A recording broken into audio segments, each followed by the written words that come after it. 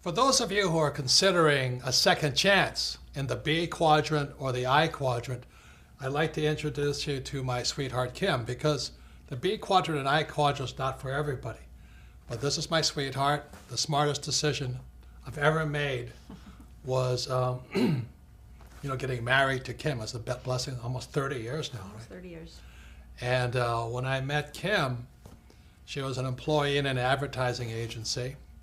But I was most impressed was you were going for the B quadrant. Yes. And you had a little network marketing business. Yeah, I knew very early on I did not want to be an employee. I didn't really know what the options were because I was always around employees growing up. But I got introduced to network marketing while I was working in advertising. And I thought this would be a good idea for me to start to learn what it is to be a business owner. So I got set up with this network marketing company. I was representative, and it was a great learning experience for me into what it takes to be an entrepreneur, because if I didn't make the sale, I didn't get any money. And I had to get very creative on how I was going to sell because, of course, like most network marketing, you go to your family and friends, and that runs out pretty fast. So then you've got to go find new customers. So I would set up my little salons at fitness clubs and different places throughout Honolulu, and I would continue to sell. And I'd also learn how to sell and what worked and what didn't work. But it was probably one of the best business trainings I could have had early on. And you had to teach other people how to sell in a room. Exactly. Yep. You had to teach others. You had to learn about leadership. So network marketing for me was a great way for me to discover if I wanted to become an entrepreneur. And so when I met her 30-something years ago, I said, man, she's got beauty, she's got brains, and she loves business. I do love business. And we've become business partners for 30 years now. I wouldn't be here without her today. And she and I developed the cash flow board game. For those of you who want to find out if you want to be a professional investor versus a passive investor, if you're tired of 401ks and IRAs and Roths and all that other stuff, that's what we developed the cash flow game for. Yes, and so we developed the cash flow board game basically to teach people what it was Robert and I did to become financially free. Yes, so we recommend network marketing if you want to move into the B quadrant, and for those interested in becoming professional investors, check out the cash flow board game. So I actually have a business degree, a college degree in business, but I have to say, getting into network marketing, I learned more about what it takes to be an entrepreneur than I ever learned in my 4 years of college. So once again, education is more important than before, but as you can see, there's different types of education. There's traditional education on one side and financial education on the other side. Well, the same is true with learning. There's more than one side. And back in 1969, educational psychologist Dr. Edward Dale, again in 1969, created this thing here called the cone of learning. And on the cone of learning, you'll find out there's more than one way to learn. When we look at the bottom of the cone here, what you'll find, there's two ways of learning. There's reading and then listening to words or listening to lecture. This is my poor dad's way of learning. To me, as a kid, it was boring. At the other end of the cone of learning, you'll find the best way to learn is to do the real thing, but just below that is a thing called simulation. Simulation is another word for games or practice.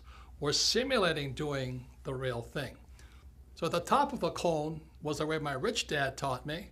At the bottom of the cone is where traditional education or my poor dad tried to teach me. So what Edgar Dale, again, Dr. Dale in 1969, educational psychologist, found out that reading, you retain the least, less than 10%. And then when you listen to a lecture, it's about 20%. So that's why in school, so much of the time is I would attend class and listen to a lecture and forget everything. So once again, it's more than two ways to learn. At the bottom, these are the A students. And a lot of times at the top, these are the C students or D students.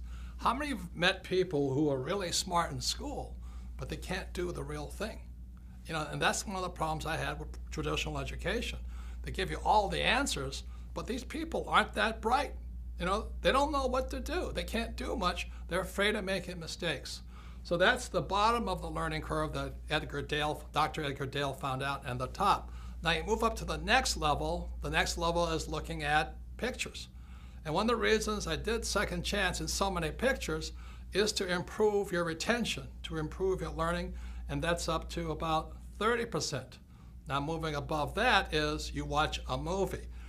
And this video, this movie called The Man Who Could Predict the Future is, again, we did it just to increase your retention, so you remember more and forget less. So moving up the cone of learning, you have this thing called participating in a discussion. And that's really high up there. And the reason we have Rich Dad Radio, the bug, so you can go inside Second Chance, is you can participate by dropping in and listening to discussions from real people who are doing what they talk about, who know what they're talking about. And up at 90% is a thing called simulation. And that's where games come from. The reason I learned so much from my Rich Dad was because my Rich Dad used a game of Monopoly. 4 greenhouses, 1 red hotel. I retained a lot. I learned a lot. And then Rich Dad would coach me and talk to me and educate me about how to do the real thing. So that I hear many people saying, oh, it's so risky. What you do is so risky. Oftentimes, those are the people who are like my poor dad. They did well in school, a lot of times A students, many times accountants and attorneys and doctors, but they've only learned how to learn from reading and from lecture. And when it comes up to this level here, which is practice in the simulation, playing the game, and then doing the real thing, then they say it's risky. And it is risky if you've been taught not to simulate, not to practice. You see, the way we as humans are designed to learn is by making mistakes. For example, a baby learns to walk by standing up, falling down, standing up, falling down. Then after they learn how to walk, then they learn to run. Then they get on a bicycle, and again, they fall off, stand up, fall off, and then they learn how to ride. But our school system, especially down at the base level here, the reading and lecture, is if you make a mistake, they punish you. They always punish you for making a mistake. That's why so many of these really smart people can't do anything, because this is what Edgar Dale is talking about. It's simulation and then doing the real thing.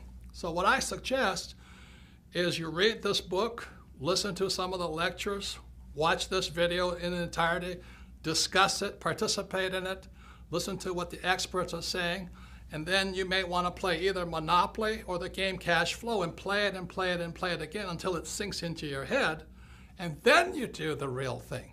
That's what I suggest. But if you're afraid of making mistakes, which is what these people like my poor dad are, what if I make a mistake? If I make a mistake, I'm stupid, I'm stupid. Well, that's what's wrong with the school system. That's what's wrong with traditional education. They punish you for making mistakes. Now you look at it this way, I love flight school. I love learning to be a pilot and getting ready to go to Vietnam. The reason I like flight school at Pensacola, Florida and Camp Pendleton, California was because we simulated in preparation to doing the real thing. So this is what flight school looked like. We go to school in the morning, we'd listen to real instructors lecture us, then we'd fly in the afternoon. So study in the morning, fly in the afternoon, and then we did the real thing in Vietnam. Now, one of the things we practiced was crashing. It seems strange to people, but we as Marine pilots practice crashing, practice emergency, crashing, emergency, emergency, emergency. So when the real thing happened when I was in Vietnam, I went down 3 times, and this is what a picture of a helicopter gunship looks like going into the water. When it happened, it was frightening, but we knew what to do. We were not killed because the Marine Corps and Navy flight school teaches us to practice, practice, practice, crashing, crashing, crashing. And that's what you'll learn in Monopoly or the Cash Flow game by listening to our coaches or listening to the radio show or listening to real instructors who are doing the real thing. Then you're ready to do the real thing. So is investing risky? Is starting your own business risky? Yes. But what is worse is by just knowing the answers and reading books and not knowing how to do the real thing. So the purpose of Rich Dad was we want you to simulate, practice, and learn. You know, today I'm reading constantly, and I'm going to classes constantly, and I'm also practicing, making my mistakes, learning from my mistakes, and doing the real thing. That's the way humans are designed to learn. The trouble is our government and our economy and many of our businesses are run by people who only know how to read and only learn by lecture. And that's why we're in severe financial trouble today. So once again, education has more than one side. It is important you read, but as well as you practice and do the real thing, because that's where real learning takes place. As I said, a picture is worth 1,000 words. I did my best to keep it super simple so you can decide what's best for you. You see, we're all different. You know, what I do with my money is different than what you should do. For example, because I have financial education, I don't save money. I love debt. I use debt. I understand the tax law, and I don't invest for the long term in a 401k in the stock market. I won't do that, but it might be the best move for you. So again, when you read Second Chance, you can sit there and look at it and go, well, what's next for me? Since most people have no financial education in our schools, most people have to wait to be told what to do. Second Chance gives you the opportunity to decide what's best for you. What one man can do. So in 1983, after Dr. Fuller passed away, I had to ask myself, what can I do? I'm just a little guy. But then I realized what I could do is teach the world what my rich dad taught me. So my question to you is, what can you do? Don't you see what one man can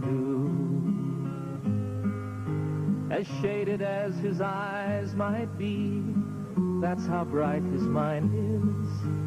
That's how strong his love for you and me. A friend who As we all know, 2016 will soon be upon us. We have about a year and a half to find out if Rich Dad's prophecy and Bucky Fuller's predictions will come true. Let's hope they were wrong. Yet, as you all know, if you saw in part one, on CNN with Wolf Blitzer and Bloomberg and other TV stations, I did get it right. As predicted in Rich Dad's prophecy, there would be a preliminary crash prior to the giant crash of 2016. And that preliminary crash came in October 2007 when the Dow hit 14,000 and headed down and led to the crash and economic crisis we are in today. The crash of 2007 was a warning. It was meaning, get prepared. Unfortunately, Grunch is not making any changes, but the good news is you can. So that's why I wrote Second Chance. There are things that you can do to not be a victim of the coming giant crash, whether it comes in 2016 or a few years later. But it is coming. See, crashes can be good because crashes, like a coin, has three sides. You know, you can stand on the edge and look and say, well, which side of this crash do I want to be on? You know, on one side, the crash will wipe out millions of people, just as the crash of 2007 did. On the other side, you can look at what the smart people are doing, is you can say, oh my God, this is my chance to make tremendous headway. I can get rich instead of get wiped out like everybody else. So again, a crash has three sides. Your job is to decide which side do you want to be on. You want to be on the side that gets wiped out, or you want to be on the side that makes fortunes because of it. See, the good news is, after 2007, many companies and many individuals started making changes. They said, look, we got to do something different. So those people, when the next crash comes, again, be it 2016 or a few years later, they'll be stronger, better, more prepared to do very well when that crash comes. So the good news is, in a crash, you can get richer much, much faster. I mean, after 2007, I thought I died and went to heaven. It was a wonderful time, except unfortunately, millions of people got wiped out because they didn't know what was coming. So remember this, it's really a good time in a crash because when things come down, you actually can get rich faster if you know what you're doing. For example, and let's say this doesn't happen, let's say the US dollar crashes, it goes down. Well, on the other side of it, if you're in precious metals like gold and silver, you can get rich really quickly.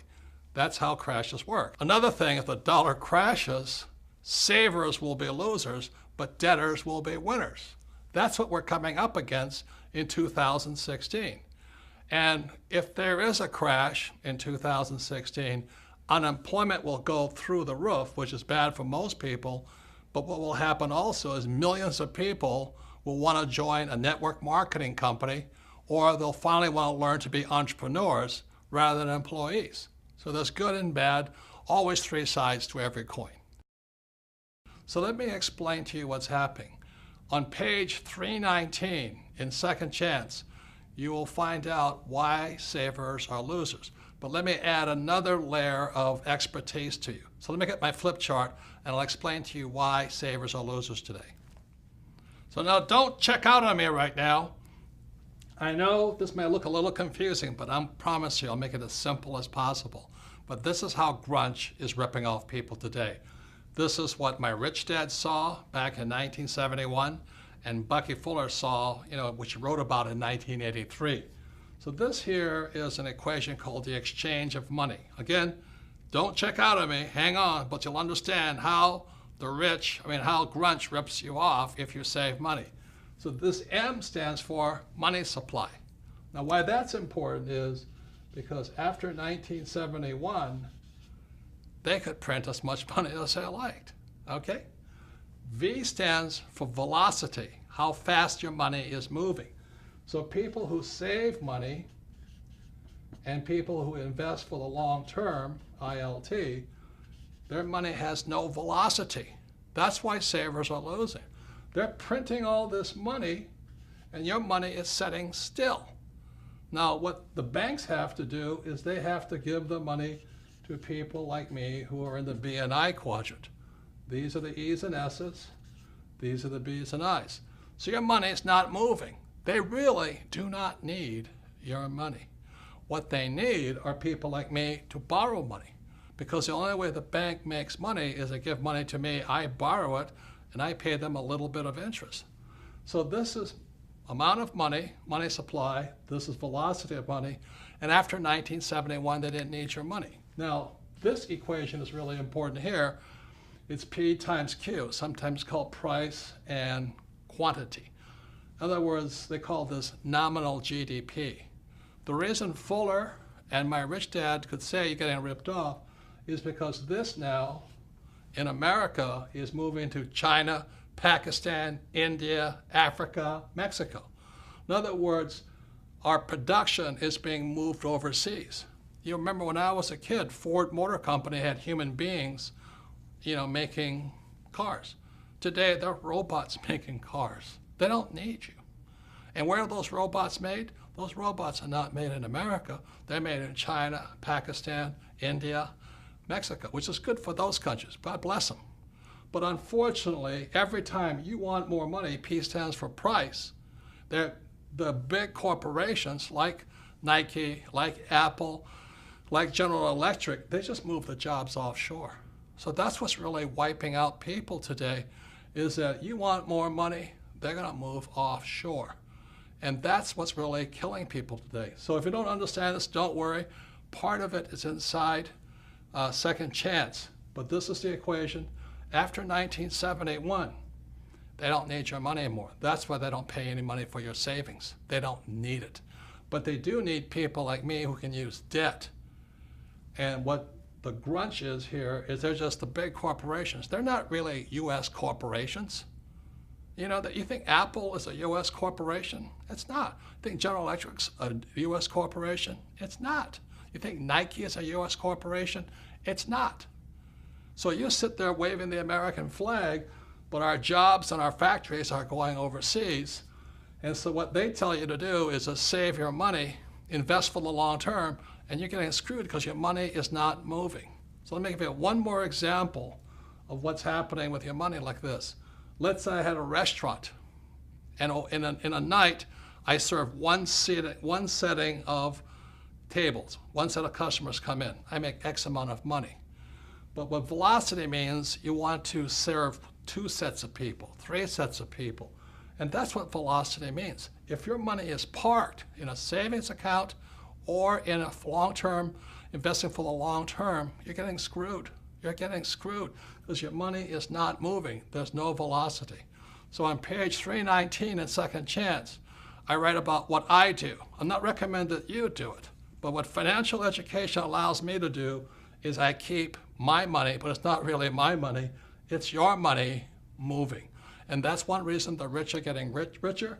And again, this is how Grunch, this is how Fuller and Rich Dad could predict that your wealth was being ripped off by the biggest banks, our corporations, and our school system. So this is the thing called the velocity of money. Your money is not moving, that's why you're being ripped off, because they keep printing more of it. And if the stock market crash, the people who don't move their money get wiped out. So if you don't understand this, don't worry. 99.99% of the people don't. In fact, the economists in my economics class who taught me, they didn't understand it either. They don't understand this because most economists, they save money and they have a retirement account.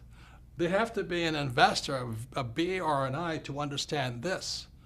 So if you don't understand it, the reason this video is made available to all of you is sit down with your friends, 2 or 3 friends. Watch this video. Discuss this. Discuss the whole video.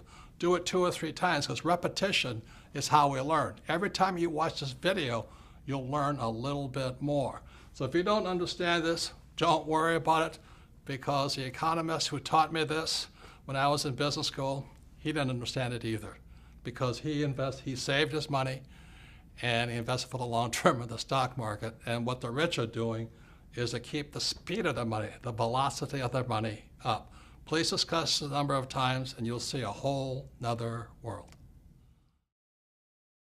So the people that pay the highest taxes, again, are employees in the E quadrant, self-employed in the S quadrant, savers, and employees with 401ks.